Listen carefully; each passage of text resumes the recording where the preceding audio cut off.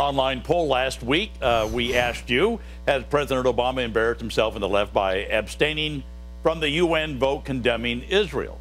91% of you said yes, he has.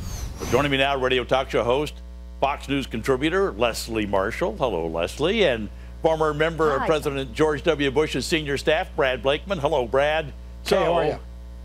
What do you make of this abstaining thing? Why, if the president, and by the way, Israel says that they're going to show Trump proof that President Obama was behind this whole resolution business, why didn't they just vote for it instead of abstaining, Leslie?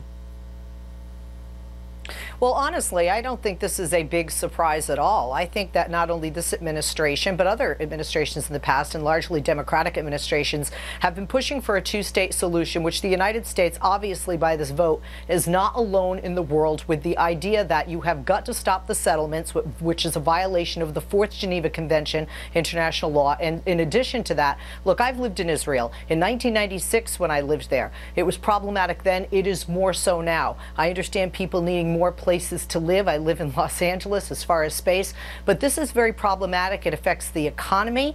It certainly puts individuals at risk, and it does not get us any closer to peace, which most people believe a two-state solution is inevitable to be a part of. Yeah, but Brad, the Obama administration in the past has tried to act like they're a friend of Israel, and the key that Israel always points out is that the way to a two-party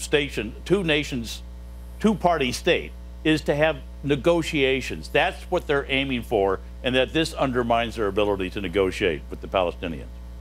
There's no doubt about it. And look, friends don't take friends to the Security Council and allow that to happen. And think about it, Tom. The administration, didn't they not know what the Security Council was going to do? And if we did, why didn't we try and stop it? This is the final insult under this administration with days to go before they leave office.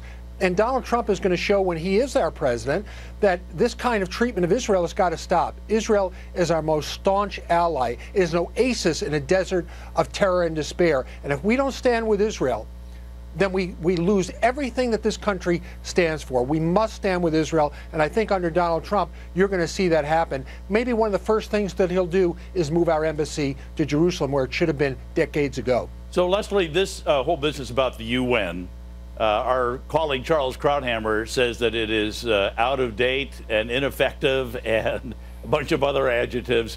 Governor Huckabee wants to jackhammer it into the East River, so make it into a parking lot.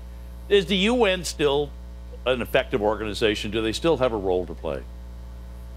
Absolutely, and people may not think they have a role with regard to Israel, but we just have to look at the numbers and facts. I'll give you two as an example. The UN has directly been responsible to help reduce hunger to half of what it was among impoverished nations, and that includes millions of children. And speaking of children, the mortality rate for children under 5 has been cut by more than 2/3 as a direct result of efforts by the United Nations. So I would say those are just two examples, and there are many more in which the United Nations has played a role in the betterment of our planet. And we're a much smaller world, as you know.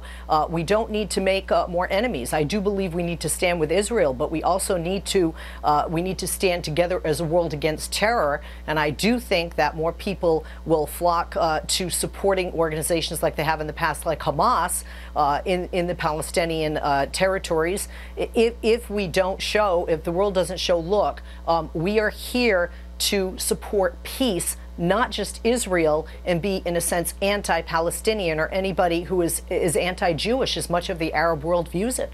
So, Brad, the $3 billion, though, that we give to them, the stories have been going for years about the corruption at the UN. You want to cut them off or at least threaten it? Yeah, I do. And I think it's become a country club for misfits and malcontents. We host them in our country, yet they never miss an opportunity to disparage us and embarrass us. And that's got to stop. And I think that under a Donald Trump administration, you're going to see just that. The UN is going to be reduced to doing the good work that Leslie talks about and less of the bad work that actually festers and encourages the kind of misbehavior and hurtful wars and incursions that we've seen all over the world. Well, we'll see if Donald Trump has any pull with the UN, because he's talking to Boeing and all these other people. Maybe you go over to the UN and say, hey, you guys, great. let's watch your expenses here. But Leslie Marshall,